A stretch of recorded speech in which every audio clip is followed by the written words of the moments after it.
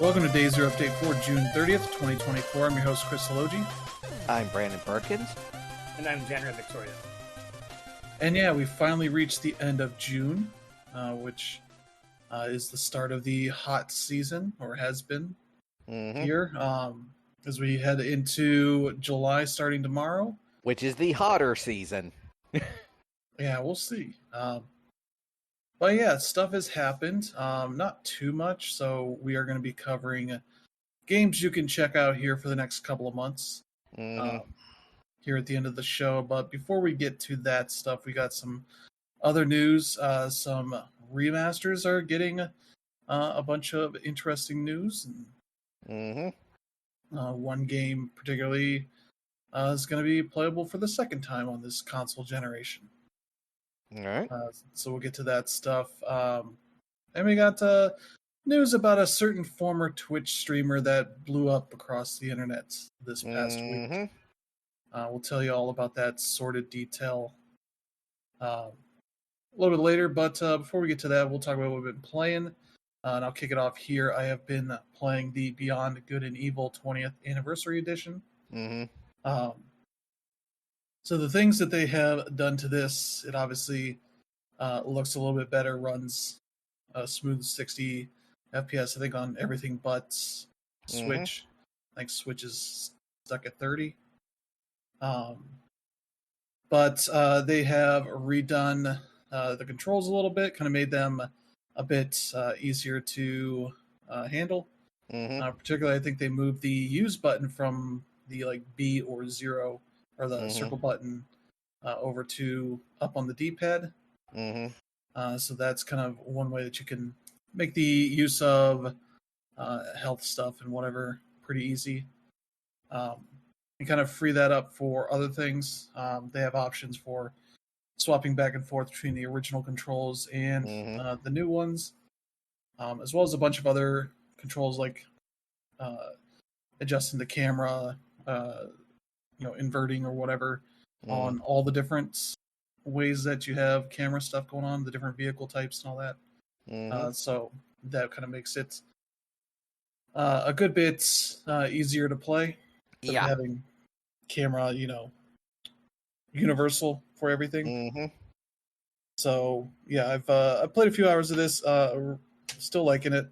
I've never really gotten too far into these games, maybe 4 or 5 hours or something like that. But yeah, I've been doing more of the photo stuff, like any creature that looks different. I try to take pictures of it.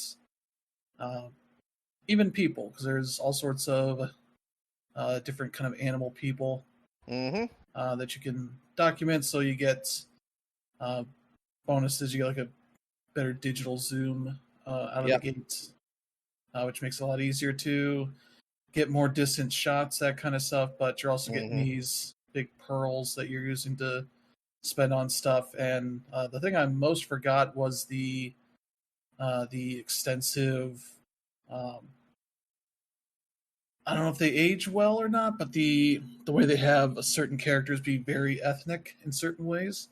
Well, yeah, that's partly due to the fact that a huge part of the game's overall sort of culture, especially when it comes to its soundtrack and stuff, is heavily based around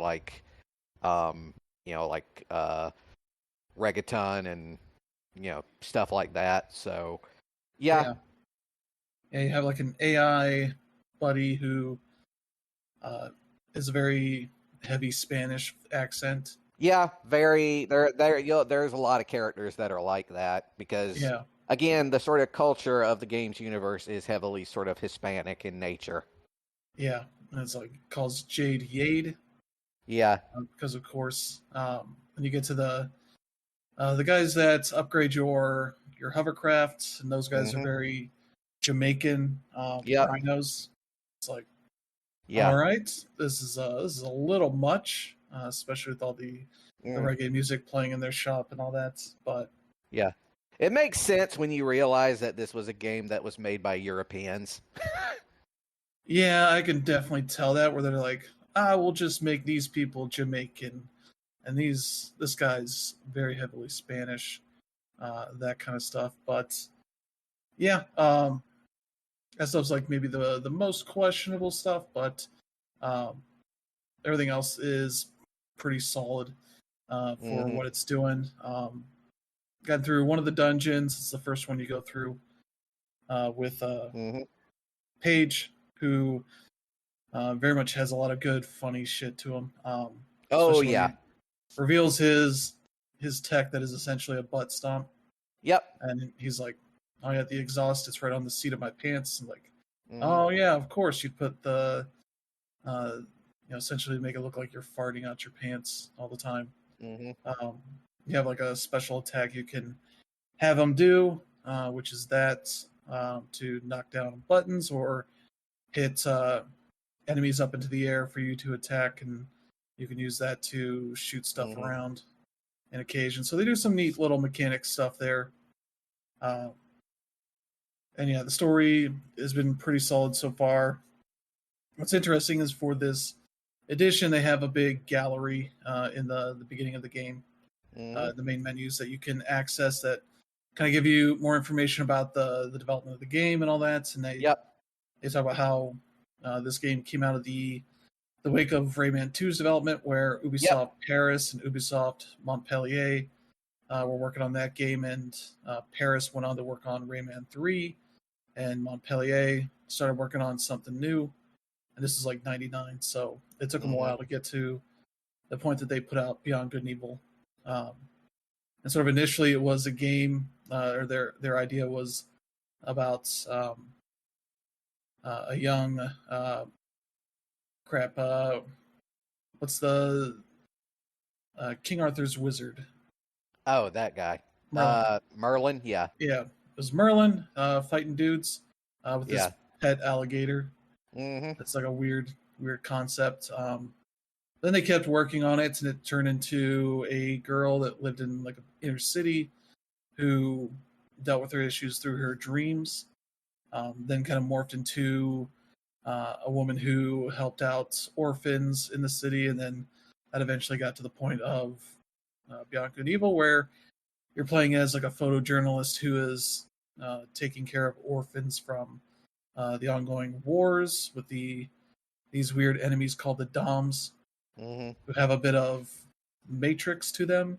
They very much look like the pods from the Matrix, but in life, brought to life kind of thing. So, but yeah, it's a pretty neat game. It's got a good bit of a variety to it. I think I did more of some of the secret code stuff that they have in the city, where you're kind of getting in good with like a secret agency that's working on behind the scenes to uncover what's really going on, and you can probably guess there's going to be conspiracy stuff going on about what is really going on with this war.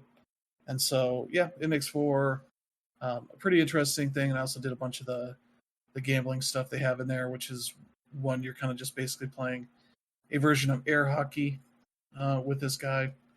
That's how you get one of the pearls. Yep.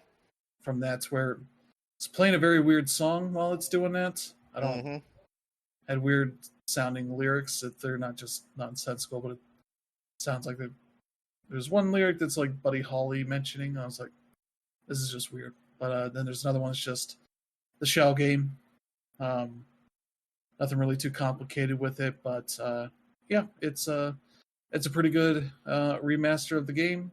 $20, probably a pretty good price for that. It has the online save stuff they have in some of their other recent games, so that you can upload your save to the cloud and play on different platforms wherever you want to play it. So if you're jumping back and forth, you can do that.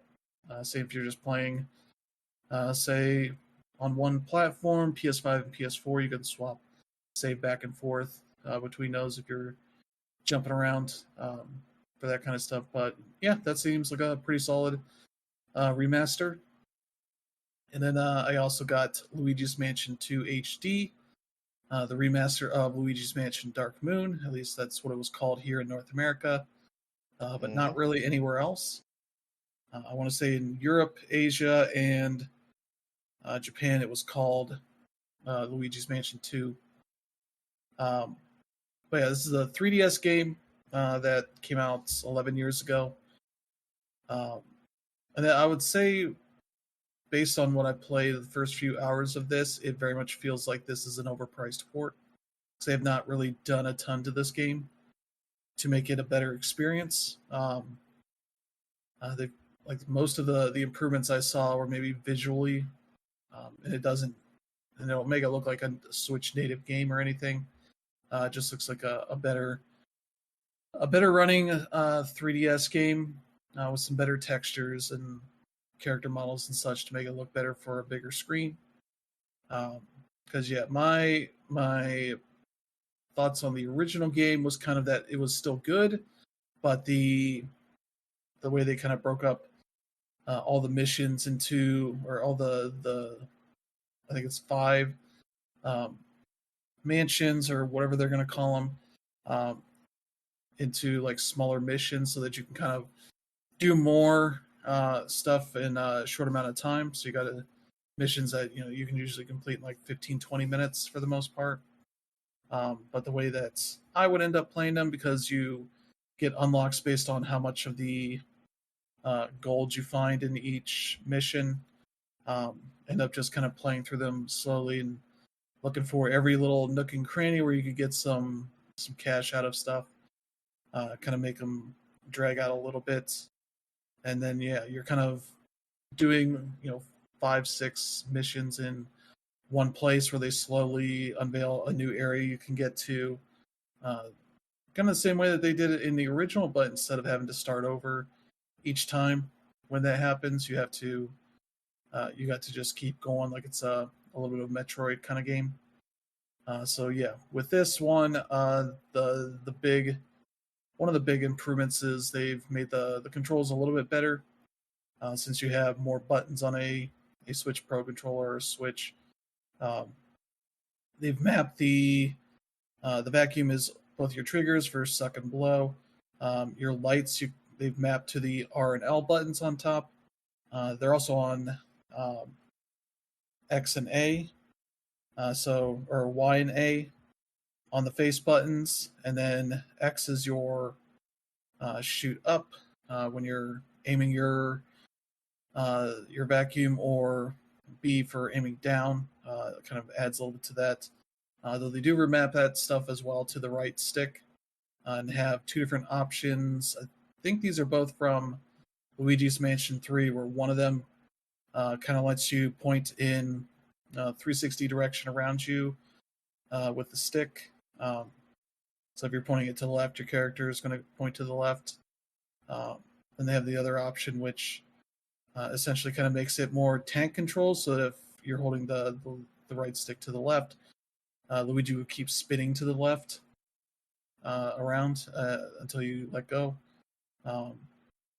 Which both have their positives, but I always found in Luigi's Mansion 3 kind of never really jiving with either one 100%. It was kind of like, oh, I liked it, one way for a bit, and I'm like, oh, I wish I could do this more easily, and then I have to switch over to the other one. It's like, all right, I can do that again, but then I'm missing out on this thing.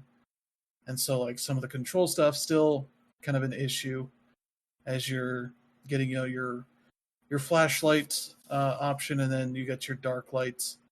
And as you do your upgrades, you get to use them more often and longer. So yeah, it's still a pretty good game. Maybe not $60 good at this point. This seems like a game that should have been 40 or 50, like Metroid Prime HD. That was a very good port. This one's also pretty solid, but it just doesn't make any major changes in any way that will change your mind on what the original game was doing. So if you had issues with a lot of the replaying of areas constantly, this isn't really going to change your mind. And I think one of the other things I think they added here is the Scare Scraper mode from Luigi's Mansion 3. And they do let you set up like public rooms that you can kind of join into, so you don't have to just play with people on your friends list. Though it only shows like 1 or 2 at a time, so you kind of have to keep refreshing if you're seeing people that want to play like high difficulty stuff or play for 20 plus levels of the game. But yeah, that's a pretty solid port. And then just been playing some more Fallout 76, dealing with their new event, Fastnacht, which is a fun little event that gets a bunch of the people on the map together to escort these robots through this town who want to celebrate Fastnacht, which seems like a version of Mardi Gras, where they all get dressed up with masks that have that same kind of grotesque style to them. But yeah, you end up getting a lot of the high level people on the map to show up, so you get to see a lot of the wild stuff that people that have levels well over 100 or even over 1,000. Like I saw somebody was almost at 2,500 yesterday. So yeah, seemed like what their version of the game must be like is kind of wild stuff, because they have jetpacks and ridiculous guns and all this that make it really easy to kill all these enemies. So but yeah, that's been pretty much what I've been doing. So Brandon, how about you? Well, as for me, I've primarily still been playing the Apollo Justice trilogy. I am about past the midway point for the third game in that collection, so I'm kind of almost done with it. And I don't really have anything to say about that other than the fact that it starts getting a lot darker towards the end of it, which I think in hindsight, considering that's kind of the case with all of the Ace Attorney games, they start off kind of comical, but they get considerably darker as the games go on. Especially as you get towards the end, because the last like big case is always this incredibly like kind of convoluted conspiracy that has like ruined a lot of people's lives and everything, and it gets considerably bloodier. But yeah, basically when I finished the game, when I finished it last night, it looked like the country of Karayan was about to go into a full-scale revolution. So yeah, that's fixing to happen. Of course, right as that happened, it's going back to the part of the game that's all about Apollo and Athena. So yeah. But on top of that, I've also finished the Trails Through Daybreak demo, which was obviously a lot of fun. That game is a lot of fun. I do love what they've done with the combat system. They've kind of taken like the best of both worlds approach and kind of taken all the good stuff from all the older games and kind of mushed them all together. They've made it now where instead of like having to like consistently go into like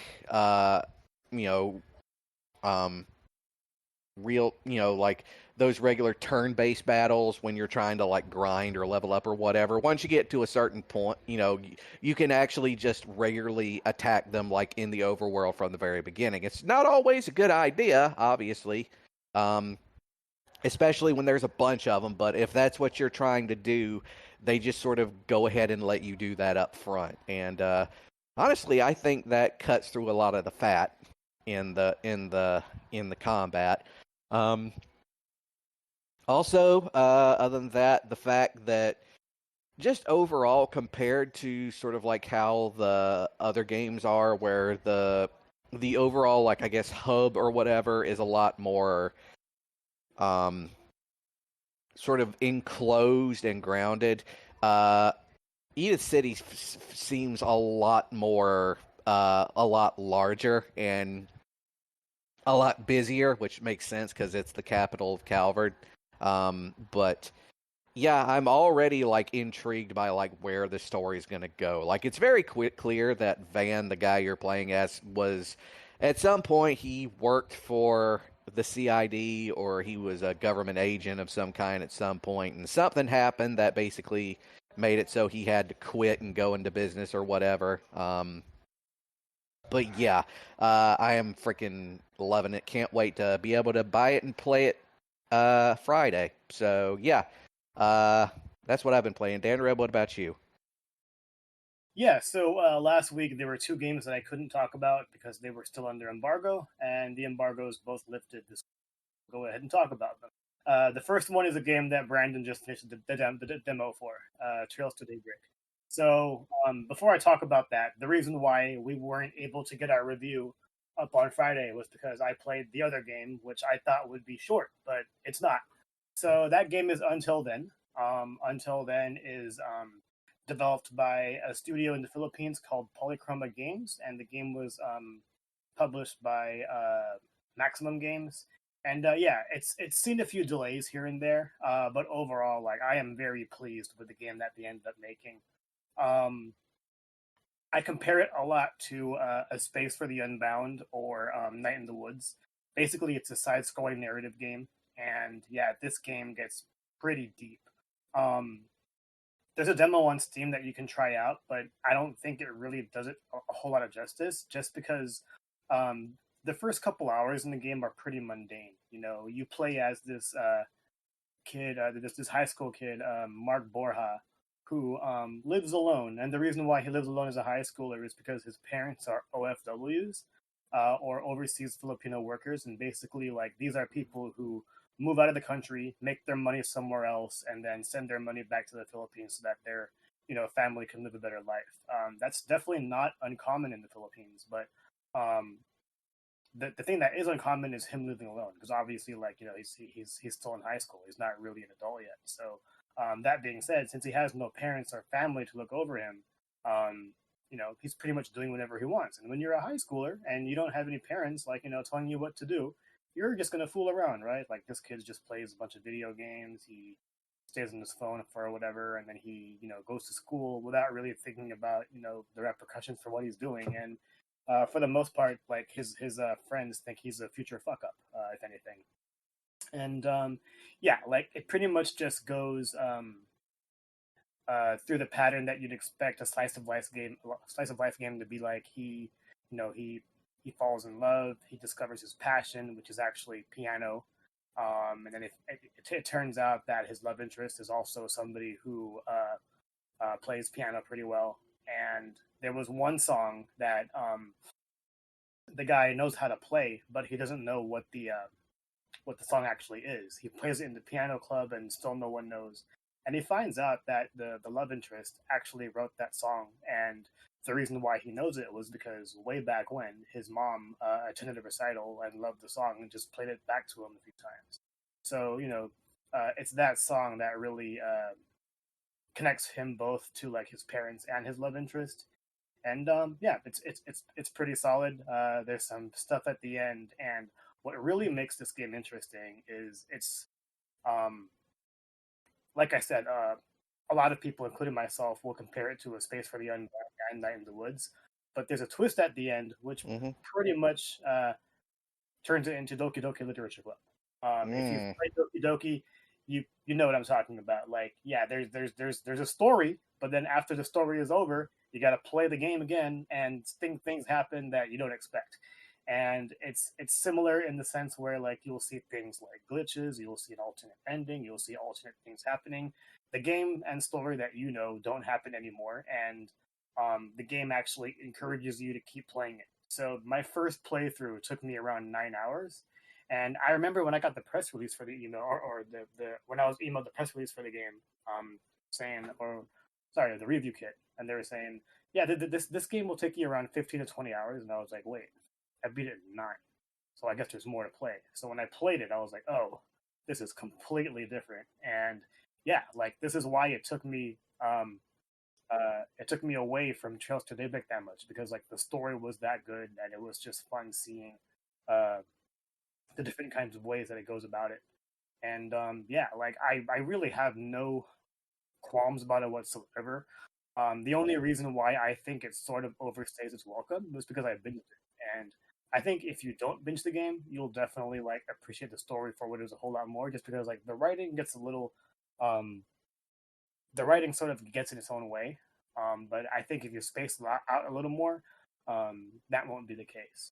And yeah, as I mentioned, like this is a game where it was made by a studio in the Philippines, and the main thing is that it's also taking place in the Philippines. They don't abruptly tell you that it's there, but you know the hints are there.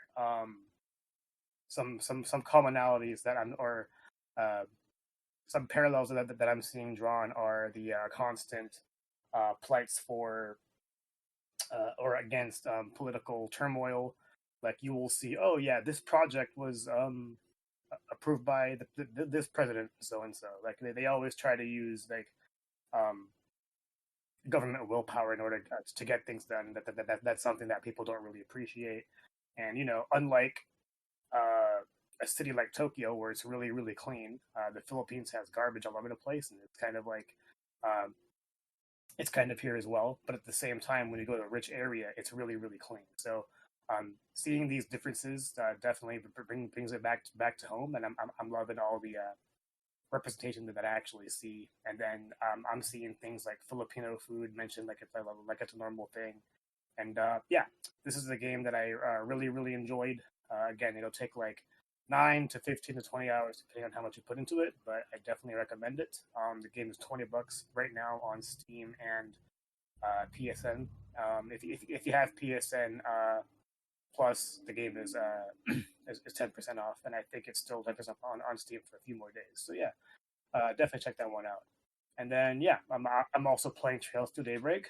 I am 40 hours in. I just got through chapter 3, and I think I'm around halfway through. So the thing about the demo is that it's a little difficult, especially at first, if you're someone that's used to the whole series, just because of how the battle system changed. But it gets a little easier once you have that fourth party member in there. Like sometimes you really have to decide whether you want to start a turn-based battle, because even if they're all fallen, they'll still like try to find a different way to kill you, especially if you're under-leveled and you don't have enough people in your party. But when you have 4, and when you get your 4th, this guy is a strong sword wielder, so it'll definitely make things a little bit more easy in that regard. But yeah, I definitely agree with Brandon that it definitely cut the fat as far as the battles are concerned. The one thing that I don't really understand yet, even as I'm 40 hours in, is the fact that you don't really have the ability to use your S-crafts whenever you want. I'm not completely sure why.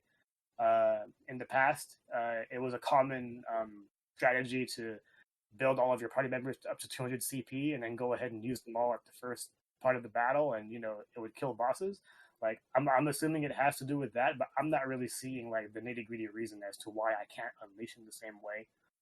What it does instead is if you build your character up to 200 CP, you can use your S-craft and then use it again, but you can't use anybody else's S-craft until a few turns later. And yeah, again, I can't figure out why that's the case. That being said, like that wrinkle sort of makes it a little bit more strategic, and I definitely appreciate it in that regard. And yeah, like it's definitely more trails. And the thing with this game is that it's the first entry in sort of a new sub-series of games, because everything that happened in Erebonia and Crossbow and Liberal is already done with. So you're essentially starting fresh. If this was the game that you wanted to start the Trail series with, by all means, I would still recommend that you start with Sky. But Daybreak is definitely a good one. And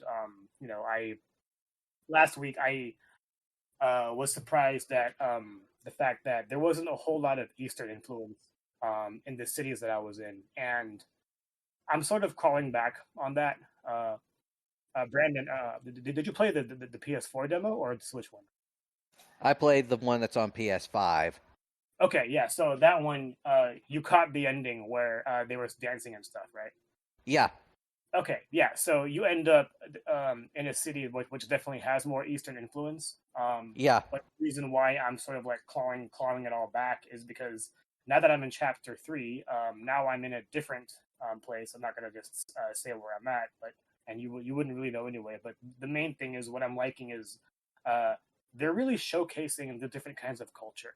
You know, we saw a culture based on Eastern influence, and this next one we see one that has more of a desert feel, so it feels more Moroccan in that regard. And which is weird because it's we've been playing this series up to this point, and we have not really been exposed to like this universe's sort of version of like the North Africa or like the Middle East. Exactly. And and like we've always been used to like all sorts of greenery or just big on cities, and like this game has been able to show us both. And the cool thing is in this desert, like you end up in this big city, which also tries to be Vegas, and there's also a building in there for an entertainment company called Vegas. So that's pretty interesting in that regard. But it's not full on like lights Las Vegas. But yeah, so as I'm playing, I'm really liking Van Ark, right? We talked about it for the last couple of weeks. Like he's not a bracer, he's a Spriggan. Basically, the police upholds the law, and then the bracers are all about the citizens. And we can say the Spriggans like work in between or work with things that they don't necessarily want to deal with. But what's really cool about Van the Spriggan is that he'll do things as long as it's advantageous to him. It doesn't matter if it's good. It doesn't matter if it's bad. We haven't seen anything really bad yet. But the cool thing about this guy is that he has quite the sweet tooth. Whenever people try to get him to do something and he's on the fence about it, they'll offer like some sort of sweet delicacy, and that becomes like commonplace in with every chapter I've played. And the best part of it all is whenever we enter a new city, they're always looking to eat at some place outside of the inn, because that's how much of a foodie that Van is. And he's sort of like he's sort of given this food culture to the rest of the people in this party as well. Like we meet Agnes, and we also meet this former Jaeger, and these are people who they've only stayed with one group or in one part of Zemuria their whole lives, and now that they're being exposed to all these forms of culture, they're also learning about all the foods. And even though this game basically has PS4 graphics, or maybe even PS3 graphics, the attention to detail put into the food is really impressive. What's kind of weird to me though is they pretty much changed the cooking system from previous Trails games, and in my opinion made it worse. But in doing so, they also allowed us to really like focus on what the food actually is. And as a foodie myself, that's something that I appreciate, and I think is pretty cool. And like you can really feel their passion for it whenever they eat something and just sort of like review it in a way that a culinary expert would. And like it's hard to explain unless you really play the game. But yeah, I'm 40 hours in. I'm really enjoying it. There's a review in progress up on SmashPad that pretty much covers like what I like about it and what I'm finding difficult about it. But yeah, I'm loving it so far. And Anime Expo is coming up this weekend, and yeah, there's going to be some new stuff announced, and I'm pretty excited. But yeah, that's about it. All right, so yeah, let's get to some news here, and it is a new month coming up. So we got some PlayStation Plus news for essential people for the monthly games. We got let's see, for PS4 and PS5, Borderlands 3. The latest of the Borderlands games. That is a pretty solid time. Maybe the villains are maybe a little bit much, but that's also the Borderlands thing, I guess. But yeah, that's a solid time if you like your shooters and loot games. So there you go on that front. Then they got for PS4, PS5, NHL 24. The newest of the EA NHL games, sort of as the season ends. You can play this, I guess, while waiting for the next season to start, if you're into that. So there you go on that front. And then, yeah, also for PS4, PS5, Among Us. Yeah. One of the more popular multiplayer games around. So yep, a solid game to get on there. Yeah, it's definitely a solid month and all. I wouldn't say it completely speaks to me, but these are all games that general public knows, and if you don't have them, and if you have PS Plus, it's a good value. Yeah. They also mentioned here they're going to have a PS Plus pack for Genshin Impact on July 16th. So if you play that game and get some extra materials and such for that game, so check that out as well. Mm-hmm. And yeah, that's a decent month there. Mm-hmm. Nothing really amazing, but some solid stuff to check out. But yeah, let's see. First up on our remaster news, Aspyr is doing an enhanced edition of Star Wars Bounty Hunter. Mm-hmm. That will be out August 1st for pretty much everything. Mm-hmm. And yeah, this is one of those post Star Wars Episode 2 games that try to dip into, potentially cool character with Jango Fett that was an alright game. I don't recall it being beloved or anything, but has some decent stuff to it. And yeah, the seems they're going to add a Boba Fett skin so that you can play as Boba Fett after you beat the game once. So there you go. Yeah. So yeah, they've kind of run through a lot of the other more popular Star Wars games and are getting to some of this stuff. Which you can already play on a PlayStation 4 and 5. Yeah. As there was the PS2 on PS4 release. Last generation, that was an alright version, so I expect this maybe look a little bit better, maybe run a little bit better, but we'll see on that. But yeah, there you go. Then we got next up Disney Epic Mickey Rebrushed. Is going to finally be releasing on September 24th. And yeah, they let me see. It has some reworked gameplay, so it works better without motion controls, new brush abilities for Mickey, and a graphical upgrade. And yeah, for $199.99, they have a special edition version that includes the game, a 28 centimeter Mickey Mouse statue, an Oswald the Lucky Rabbit keychain, a vintage Mickey Mouse tin sign, 6 Disney Epic Mickey Rebrushed postcards, a collector's steelbook, and yeah, costume pack DLC code. That's a lot for what's in there. But I guess the big Disney fans will probably check that out. But yeah, yeah. I played that game back in the day, and I found it fun. It was entertaining, but it was also the game got more of a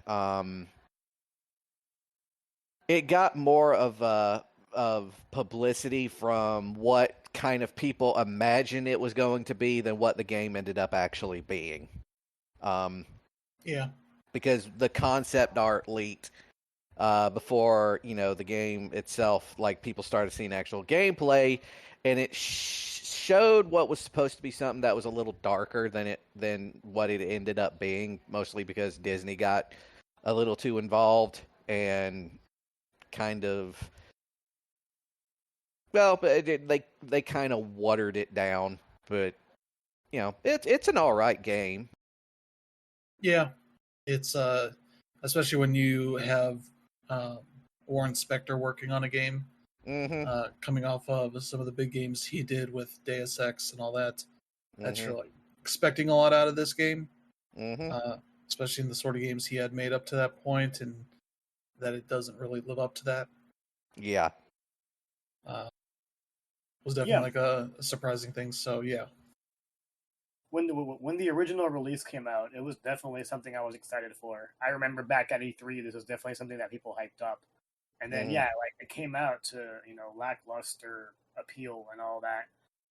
When it came out for me, that was about the time where I started to buy games and didn't really have time to play them, and just never really went back. So yeah, this is a release that matters to me. I don't know if they announced like the price for it, but yeah, I'll definitely be on the lookout for this. Yeah. So yeah, that'll be out in September. Let me see here what's up next. Yeah. Here we go. Yeah, Atari 50 is surprisingly getting a big expansion. That'll be out October 25th. This will be adding, I think, 2 new timelines of story stuff that they're adding to it, of documentary stuff, and 39 games to play. This new version of the game they're calling is Atari 50 the Anniversary Celebration Expanded Edition. It'll be also available as DLC for Atari 50 owners and as a standalone title, both digitally and physically.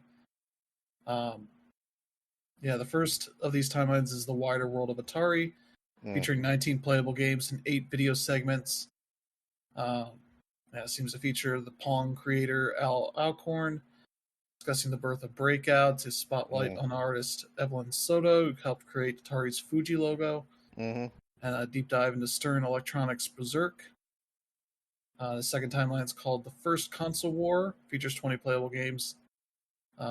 6 video segments focused on the rivalry between Atari 2600 and Mattel's Intellivision, with interviews from former Intellivision game director Don Daglow, Activision's David Crane and Gary Kitchen, M Network programmer, I can't pronounce, Janae Turyung, and more. This timeline also features playable M Network games, which were Mattel-produced games for the 2600 and rare Atari 2600 and 5200 prototypes. So adding quite a lot to this. It seems like the standalone standard edition will cost $40. The physical Switch edition is getting exclusive steelbook version for $50.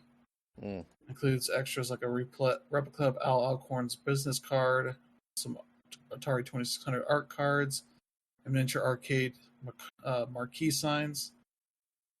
The add-on we do not know the price for yet, but this is cool. Kind of taking the acquisition of Intellivision to make a big addition to this, to explain more around what the industry was like back when the Atari 2600 was king. So yeah, that's some cool stuff. So yeah, looking forward to see that. Then we got our next thing here. Don't Nod has delayed Lost Records Bloom and Rage to next year, 2025, as they are sort of wanting to give them more time to work on the game, and as well as I said here, allow people the time to play the new Life is Strange game, which I think is a convenient excuse. But let's say here, we've made a decision to move the release dates of Lost Records Bloom and Rage to early 2025. You're excited for both Lost Records and the new Life is Strange game, and we wanted to ensure both have adequate space to shine. The wait will be worth it. So, good. Rather they take their time on their new game and get it to where it can be. So, yeah, we'll see how this goes. Yeah, it's a good move. I mean, to be honest, I've never even heard of this game. But you rarely ever see publishers move because of another game's announcement or release. They try to do that, but that costs a lot of money. So it's really interesting seeing this happen. Yeah, this is the teenager game that Don't Nod was working on. That kind of resembles that mixtape game from the Xbox showcase at Summer Game Fest. Though with a bit more spooky stuff going on. So, but yeah, we'll have to wait a little longer for that one. But hopefully that'll be worth it. And then, next up here, another remaster. Capcom revealed the Dead Rising Deluxe Remaster. The DRDR release. DRDR. The game that came out on the Xbox 360 in 2006 was kind of the poster child of the growing pains to make HD games, and has been remastered on I believe, all the platforms at this point, at least PlayStation, PC, and Xbox. And yeah, they're doing a new remaster of it. They're certainly changing some visual stuff because the big thing people have noticed that the voice of Frank West is a bit different, and also changed his character model. I think they're changing all the character models to make them look more modern, I guess, a bit newer. So yeah, that'll be interesting to see if what that's all about. I suspect they're doing a new voice because they're probably changing lines and doing new stuff with this to add to it. But yeah, it's a classic game. It's almost 20 years old at this point. Yeah, it is, and pretty much. I mean, let's be honest. Capcom kind of killed it. With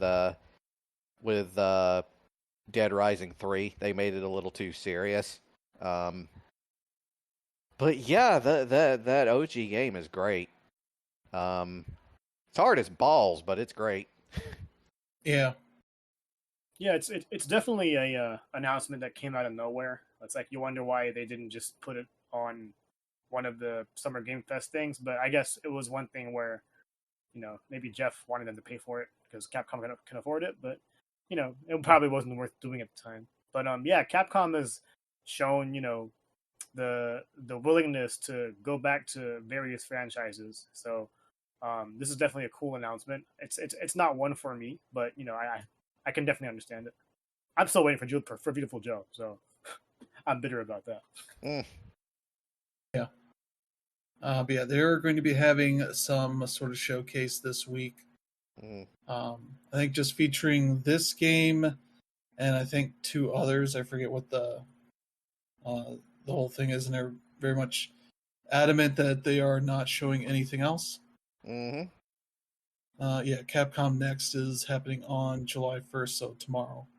Yeah, Kinutsugami, Dead Rising Deluxe Remaster, and the upcoming port of Resident Evil 7 to iOS and Mac. And they say like that's it. Don't expect any surprises. So yeah, we'll see more of that tomorrow. And yeah, let's get to the next one here. Elden Ring's Shadow of the Erdtree expansion has already sold 5 million units. Yep. 3 days after launch, so plenty of people hungry for more content, whether they could access it or not. But yeah, that's good to see. Though definitely one of the big things of feedback I've seen is that it doesn't run as well as the main game does. So a lot of people on PC and whatnot are a little disappointed that the first game sells, or the base game sells, over 20 million units, and they don't really get their tech side up to snuff, which isn't a huge surprise. But that is one of those things. I don't think this was going to be an expansion that was going to necessarily fix any tech issues, but it definitely has some people a little bit disappointed in that aspect of the game, but there's still plenty of people pushing through. So yeah, more good news for From Software and Bandai Namco. So there you go. And let's see here. Yeah, more Atari news. They have acquired the Surgeon Simulator IP. As they're continuing to build this weird Frankenstein company of IPs and such. They've purchased the Surgeon Simulator IP from Tiny Build, which is kind of just wild. This is for, I think, their Infogrames label. So yeah, that'll be interesting to see what they do with that. There's a game that is very much of its own time when simulators were in a different kind of viewing of just being weird games that emulated different jobs and such that didn't often play well. And so they're like, well, we're going to go in here with this very dumb game where you're basically just a pair of hands trying to quote unquote, perform surgery, where you're just, busting up people's ribs and ripping out organs and dropping new ones in and being like, all right, done, we're good, and just moving on, and all that kind of stuff. So yeah, curious to see how that goes. But yeah, the developers of those original games have moved on to other stuff. So certainly at least an interesting choice for Atari to pick up. So yeah. So there you go. And then yeah, let's get to the big story that's been all over the internet. Dr. Disrespect has or an ex Twitch employee revealed why he got banned from Twitch mysteriously 4 years ago. Yeah, and turns out it's a lot of. It's like, yeah, it's probably what you think it is. Like, have you got an idea in your head? You're pretty much right. Yeah. And it's very much seemed to fit in line with the various other controversies he has had over the years. Yep. Which, if you don't know, he had.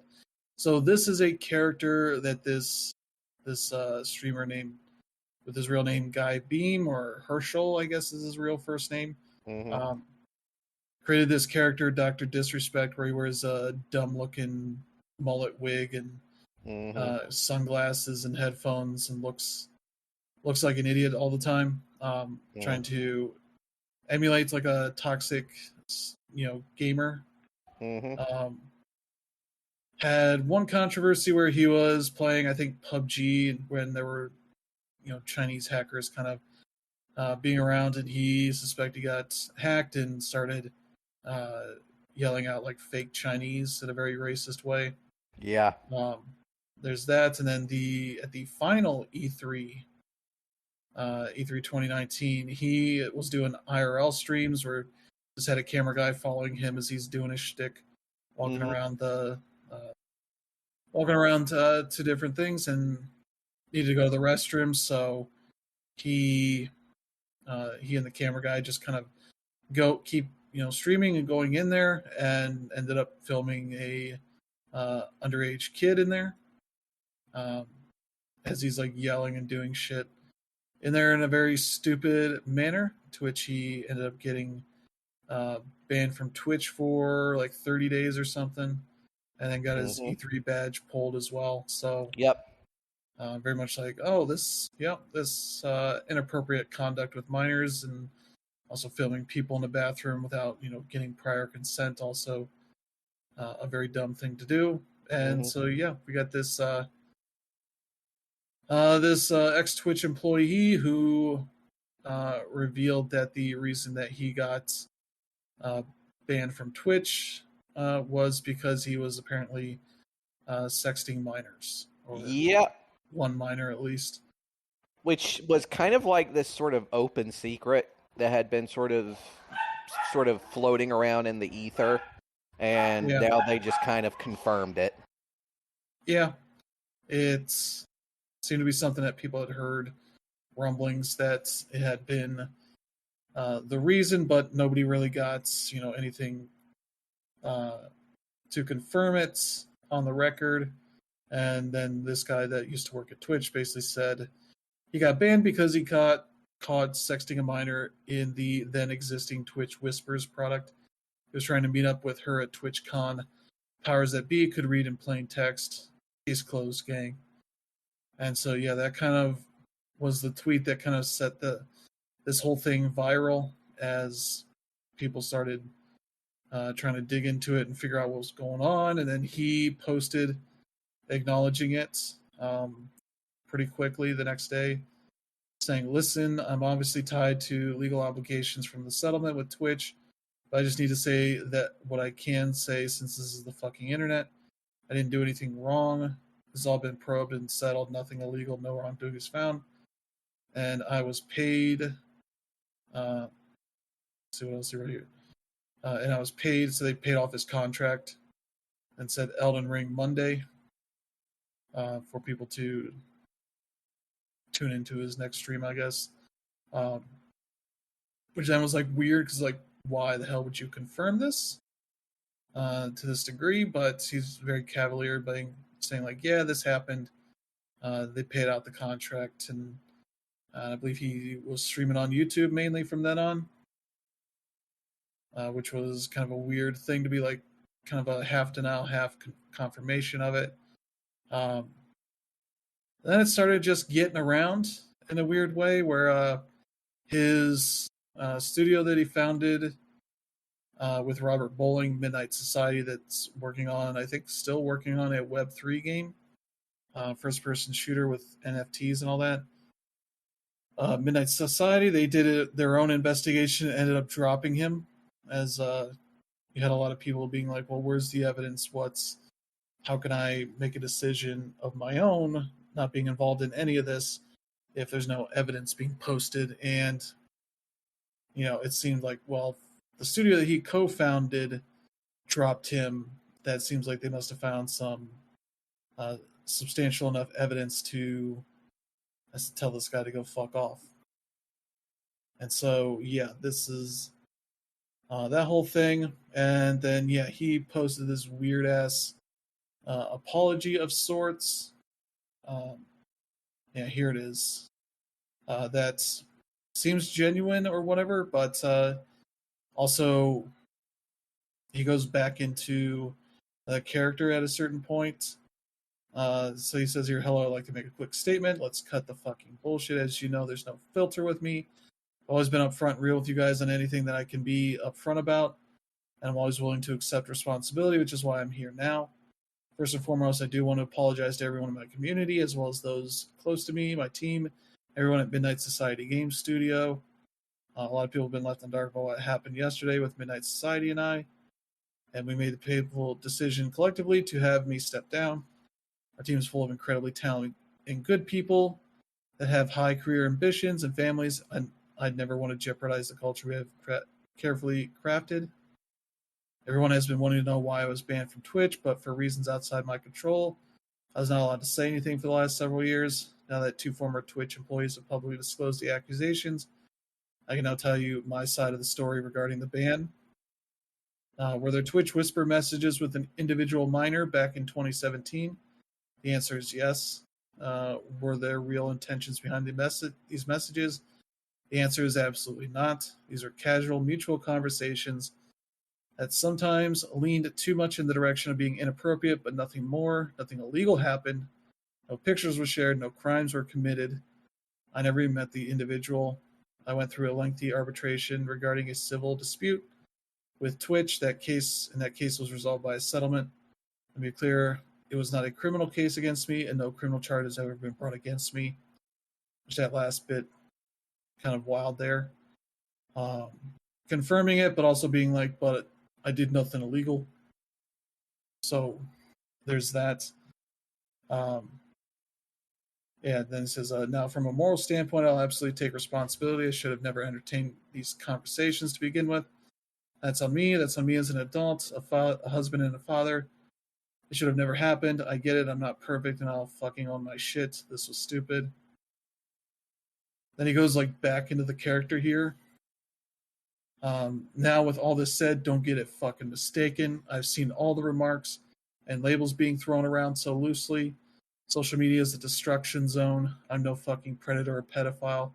Are you kidding me? Anyone that truly knows me fucking knows where I stand on those things with those types of people. Fuck that. That's a different level of disgust that I fucking hate even hearing about it. Don't be labeling me as the worst of the worst with your exaggerations. Get the fuck out of here with that shit. And then it gets later on, I'll skip. But trust me when I say this to all my haters that live and breathe social media with zero real life experience, I don't give a fuck about you. Yeah, it's. And then it ends it here. They want me to disappear. ... Yeah, fucking right. It's like, all right. So he's going on an extended vacation that he's been talking about, I guess, for a bit. But the whole thing hit while he was streaming Elden Ring. And you watch the video, and his mood sours quickly once he sees on his phone what's going on. Yeah. And it immediately ends the stream and says he might start his vacation early and take a break for a while. So Yeah. Then he had tons of sponsors and sponsors that I don't think most of us would have realized he would have had. They're pulling him out of NBA 2K24. Mm-hmm. The San Francisco 49ers cut their sponsorship with him. Mm-hmm. There's a bunch of brands that have also done the same thing. Kind of wild stuff that's like, well, this dude's getting a lot of uh, money getting cut as a result of all this. So, uh, yeah, that's kind of wild. Yeah, Turtle Beach, his town agency, um, yeah, and putting out that ridiculously long message on Twitter is a weird thing. But also, YouTube cut his monetization Mm-hmm. as a result. So, yeah, his ability to make money for the time being is severely reduced. So hopefully he's saved all his money. But yeah, Yeah. this is a whole weird bit of internet drama that's been going on for the last week. Mm-hmm. And that may still not be over, but this is as much as we're going to talk about for the time being, unless something Yeah. weirder happens. Mm-hmm. Yeah, I mean, like, I'm not really into the whole streamer lifestyle. You know, I'm biased with the games media, but yeah, like, it doesn't surprise me at all, and that's the sad part. Like, Doctor Disrespect is always in the news for all the wrong reasons, and add this on here. Like, I don't care how long ago it was. Like, the fact that he pretty much like admits it in his apology is just, I don't know. There's really like nothing rational with what's going on. And then the worst part is, he'll have like all these supporters like saying, "Oh yeah, innocent until proven guilty." I'm like, dude, he admits to it. So I don't know what you're trying to support here. And like, I feel for, like, I guess, like, young folks who look up to him and stuff like that. But there's not much of a way to come back to this. But the reality of the situation is, he's going to come back, and when he comes back, he's going to have like this grand stream, and he's going to make thousands of dollars from it. So Mm-hmm. yeah, I don't know. It's this is just not worth talking about if it were me. But yeah. Yeah. So yeah, Brandon, you got anything to add? Only thing I got is fuck this guy. I didn't Yeah. like him before all this happened. I don't like him anymore. Yeah. Always seemed like a try hard and trying to be like the Twitch's Howard Stern, I guess I would describe it. Mm-hmm. As the guy that tries to be controversial on purpose. Yeah. Yeah, it's embarrassing. Like, he's actually a Bay Area guy. I have some old coworkers who went to high school with him, and like, they told me he was weird. And that's obviously, that's like not a compliment. I mean, I wouldn't call it an insult either. But yeah, it's this whole thing is weird. But the reality is that things he did were, I wouldn't call them forgivable at all. Even before this, when he was cheating and all that, I don't know. Mm-hmm. It's not right to me. Yeah. So yeah, that's the end of the news for this week. We'll move on to the end of the show here as we talk about the games coming out here for the next few months through September. Now that Summer Game Fest has kind of cleared out the confusion of what's coming out in the near future. And so, yeah, we'll start here with our summer release preview for July. We got some stuff this week with The First Descendant on PlayStation, Xbox, and PC. It's a free-to-play shooter. I'm looking forward to it. They just put up the game for download, so you can pre-download it for ahead of launch. So that's cool. I'll be playing that this week. Then on July 4th, they have Zenless Zone Zero finally coming out on PS5, PC, and I think it's been on mobile for a bit, but they'll be essentially having every version on the same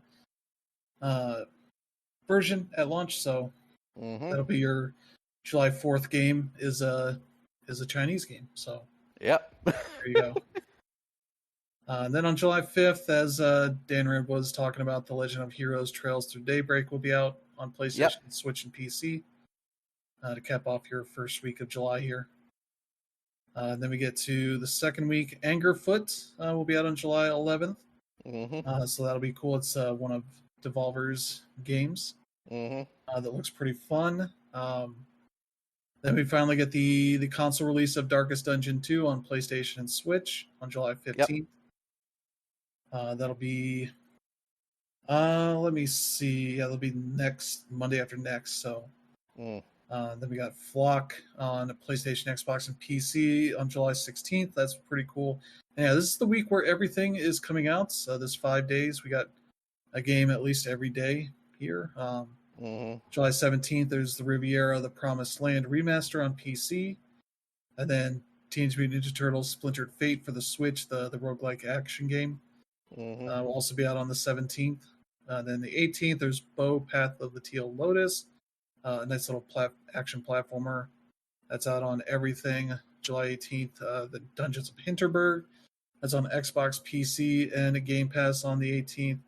And Flintlock, The Siege of Dawn is also out that day on PlayStation, Xbox, PC, and Game Pass. And then also on the 18th is Nintendo World Championships NES Edition for the Switch. So, yep. Every platform's getting something that day. Oh, yeah. And then on the 19th, EA Sports College Football 25. I assume Danner and I will be getting that game, PS5 and Xbox. On the 19th, that Friday. And then, Kunitsugami, Path of the Goddess is also out that day, PlayStation, Xbox, PC, and Game Pass. So that's a busy-ass week there. And then, the last week there, the new Denpa Men on the Switch, free-to-play RPG, continuing a little series that was on the 3DS, out July 22nd. The Star Named EOS indie game, PS5, Xbox, Switch, and PC on July 23rd. And then Earth Defense Force 6 on PlayStation and PC on July 25th. So that series is still going, and they're making another mainline game versus all the side stuff they do. But July's got a good bit of stuff to check out. So, Brandon, anything here you're checking out? Well, the obvious one, Trails. Obviously, I'm getting that one. Friday. Let's see. I know Flintlock is supposed to be on Game Pass, so I'll probably be checking that out at some point. And maybe the First Descendant. I don't know yet. It really depends on what the reviews are going to be like for that one. I want to see how that game actually plays. But yeah, that's about it for me. Oh, maybe Darkest Dungeon too. Yeah, I'd probably do that one as well. All right, how about you, Dan Rip? Yeah, I mean, I already have Trails, so there's that. But out of this whole list, the only guarantee that I'm really excited for day one is EA Sports College Football 25. I do have Nintendo World Championships NES Edition pre-ordered, but that's just because I'm a sheep. But yeah, I'm really excited for college football. That one looks like it's gonna be a lot of fun. I also have my eye on Kunitsugami Path of the Goddess. I played some of that Summer Game Fest, and I was really impressed with what I played. I'm just afraid of that game being longer than it has to be. And I'll also have my eye on the TMNT game. I do want to see how reviews go for that, or if we can get one, that'll be cool. Yeah. So there's some neat stuff. I'm probably in for the First Descendants and those Zone Zero, since those are free to play. I'll play those for a bit, see how those go.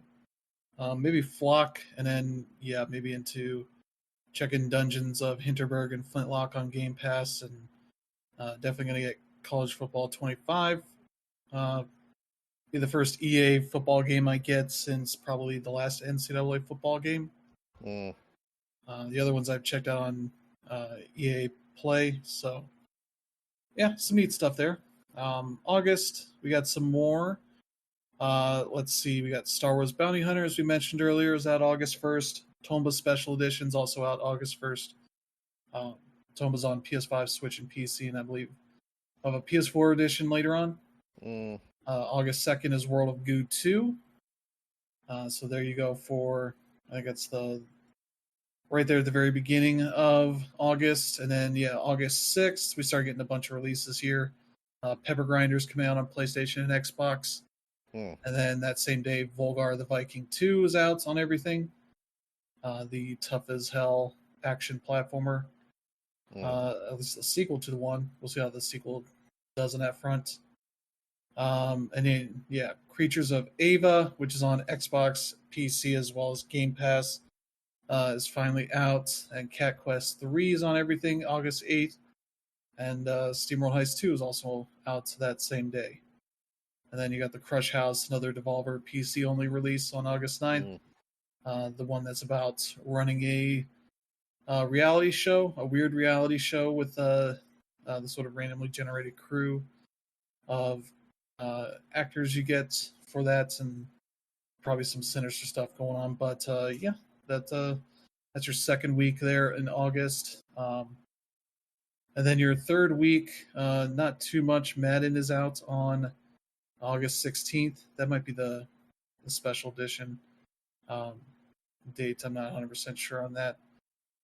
But on August 20th, there's Black Myth Wukong on PS5 and PC, and Dustborn as well on PlayStation, Xbox, and PC. So there's some stuff there. Then the following week, we got Concord, the Sony game, 5v5 multiplayer game on PS5 and PC.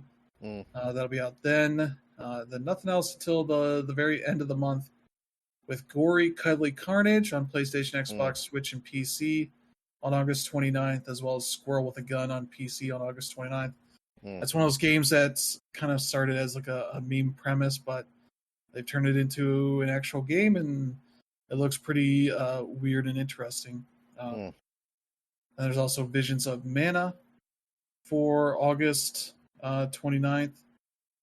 For PlayStation, Xbox, and PC. And then Star Wars Outlaws caps off the month for PS5, Xbox, and PC on August 30th. So, yeah, a good bit of stuff there. Brandon, anything you're interested in?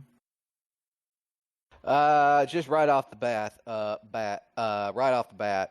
Black Myth Wukong. That's the big one for August for me. That game's been hyped up for so long now.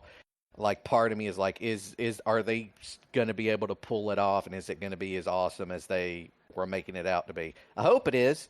And let's see. Also, probably Star Wars Outlaws. I'll see. Maybe later on. Definitely, let's see, what else? Yeah, I think that's about it for August. How about you, Dana? Yeah, I definitely have an interest in Tomba. I don't know if I want to get that full price though, so we'll see there. World of Goo also has my interest, but I don't know like how far I'd get into that right away. I buy Madden every year, so yeah, there's me being a sheep again. But I also have a lot of interest in Visions of Mana. As soon as they first showed that, I knew I was in, so I want that for sure. I just don't like that it's a day before Star Wars. So yeah, we'll see how I juggle that if I end up doing so. But like, I've never beaten a Star Wars game, and I really want to beat one, and I hope it's that one. I don't know, but yeah, it's those two primarily. All right, yeah, for me, it's gonna be tough juggling here a bit, but there's Tomba Special Edition I'm really interested in. Cat Quest 3 and SteamWorld Heist 2 kind of coming out on the same day is rough, but I'll probably be able to manage that. But and maybe a Gory Cuddly Carnage, like a weird action game with this kind of cat, humanoid cat character that is incredibly gory. You can ride a hoverboard around and do all sorts of weird stuff. That one played the demo a while back, and that seemed pretty neat. So might be able to check that out. And yeah, Star Wars Outlaws probably will at least try to rent it if I don't get it at launch. But yeah, some neat stuff. And then yeah, that's kind of what I'm looking at. And for September, still got a bunch of stuff here. Harry Potter Quidditch Champions is on everything, as well as PlayStation Plus Essential on September 3rd, and Star Trucker also out that day on Xbox, PC, and Game Pass. Stalker 2, Heart of Chernobyl is finally out. Hopefully, Xbox and PC on September 5th. That's also on Game Pass, so you can check it out there. Then, yeah, September 6th, Ace Attorney Investigations Collection, adding the Hopefully, the final 2 of those games. I think that's it. Outside of the Professor Layton crossover game, which will obviously never come out through Capcom. But yeah, that's that one's on everything there. Then also September 6th is Astrobot for the PS5.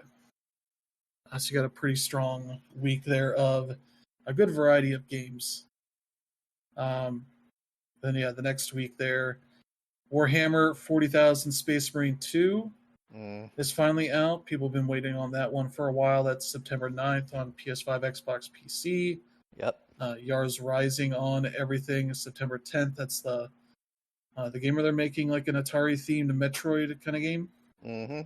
Somehow tied into the Yars universe. Yars Somehow. Revenge universe. Yeah. For that. And then Test Drive Unlimited Solar Crown for PS5, Xbox, and PC. The long-awaited new game in the Test Drive Unlimited series that has had a lot of bumps in the road. So we'll see how that one goes. Then Wild Bastards for everything. That is the sequel to... let me double-check what the... I'm pretty sure I know who the... Void Bastards. Yeah, Void Bastards. That's their new game. Yep. Looks pretty neat. Similar kind of style to it as a first-person shooter, roguelike, all that kind of stuff. That looks pretty neat as you're kind of a bounty hunter, I believe. Yep. So yeah, that looks neat. And yeah, that's let's see, Demon's School for everything on September 13th, the Persona-esque kind of game. More the original Persona games, not the Persona 3 onward crowd. Yeah. And then the game everybody's looking forward to, Funko Fusion, the brand mashup of weirdness that's on everything, out September 13th. Yep. For the sickos out there, I guess, that still buy those things. Throne and Liberty on PS5, Xbox, and PC on September 17th for that kind of turn-based strategy RPG kind of thing. That's a UFO 50 for PC, September 18th. That's the new Derek Yu game of Spelunky fame. He's worked with a bunch of other developers building up this collection of 50 games that aren't made to be like mini games or anything, just kind of 50 smaller games that you can play that are inspired by various retro games of different generations, and that just looks like a cool collection. Let's see, September 19th, Inotria, The Last Song. This is another Souls-like inspired by Italian folklore. Kind of a bit of a different spin on like what Liza P was doing, which was based on Pinocchio. And then, yeah, as we mentioned, Epic Mickey Rebrushed is out on September 24th for everything. Lollipop Chainsaw Repop is out on everything September 25th. And then The Legend of Zelda Echoes of Wisdom is out on the Switch September 26th. And then Ray Natus, PlayStation, Switch, and PC on September 27th. That's kind of an action RPG thing, I believe. Kind of one of those games that like kind of getting a cult status out of NIS America. Yeah, an urban fantasy RPG. Yep. Yeah, that game's going to be featured at Anime Expo next week, so I'll get a chance to preview it and see how it is. So yeah, go ahead, Brandon. Yeah, so big one for me is definitely going to be probably Stalker 2, because I've been wanting to. I've heard a lot about that game, and I kind of really want to play it. Also, Ace Attorney Investigations. That's definitely going to be probably not an insta buy, but I'm definitely going to get around to it sooner rather than later. It'll go on sale. Yeah, and that's kind of about it. All right, how about you, Dan Rip? Yeah, I mean, September is pretty huge for me. I think 2 of these games are going to end up on my Game of the Year list. Those are Legend of Zelda Echoes of Wisdom. Like, as soon as I saw that was at the top of my must-have list. And then the other one being Astrobot. Astrobot is probably number one on my list right now, and I can't wait till that comes out. I did not get a chance to play that Summer Game Fest, and that trailer looked amazing. I absolutely love the Astrobot game that was packed in with the PS5, and yeah, I can't wait to do more. Aside from those two, Ace Attorney Investigations, just to get my hands on the second game that never came out here, and yeah, we'll see about Renatus. I'm not really excited for a lot of NIS America stuff that has nothing to do with Falcom, but this could be one of them. Yeah. But yeah, for me, Star Trucker is one I'm interested in. I played the demo on Steam, and that was pretty neat. Though it did not have a great tutorial for how to fix things up on your Star Truck, your space truck. So I just had my systems kind of slowly break and fall apart until I just ejected myself out of the truck without a spacesuit and died. But yeah, I'm looking forward to that. I'll probably just check it out on the Xbox on Game Pass, so that'll be fun. And yeah, also excited for Astrobot. Really liked all the other Astrobot games, so excited for that one. And then yeah, might be in for Demon School, depending on how that looks when it comes out. That looks like that'll be fun. And then also probably UFO 50, because I've been excited for that game for a while. Derek Q does a lot of great work with the Spelunky games. There's been a collection he's been working on for quite a while, and it seems like a lot of work has gone into that. So that looks like that's going to be a very cool, like retro-ish kind of indie collection. So that'll be fun. And then yeah, I'll probably check out The Legend of Zelda: Echoes of Wisdom, see what that's all about. Hopefully, it runs better than the Link's Awakening release. In that same engine and style, so we'll see how that goes. But yeah, that's probably what's it for me. So yeah, that's your look at for the summer of releases here. A lot of interesting stuff, and probably will still be more things to get announced here for the next few months. But those are the big things that we saw early on. So yeah, that's that. We'll end the show here. Thank you to Brandon and Danner for joining. Always. We'll be back next week with a new slate of news and a new month after the 4th of July and the onslaught of fireworks ends, hopefully, for most people. But yeah, if you enjoy the show, if you let friends and family know, they should check out the show and select strangers who are also tired of fireworks, at least in neighborhoods. Put it out in the fields and stadiums and such where people can blow up all they want. Who cares? But yeah, thank you all for tuning in. I hope you have a good week ahead. We'll see you all next time. Have a good one.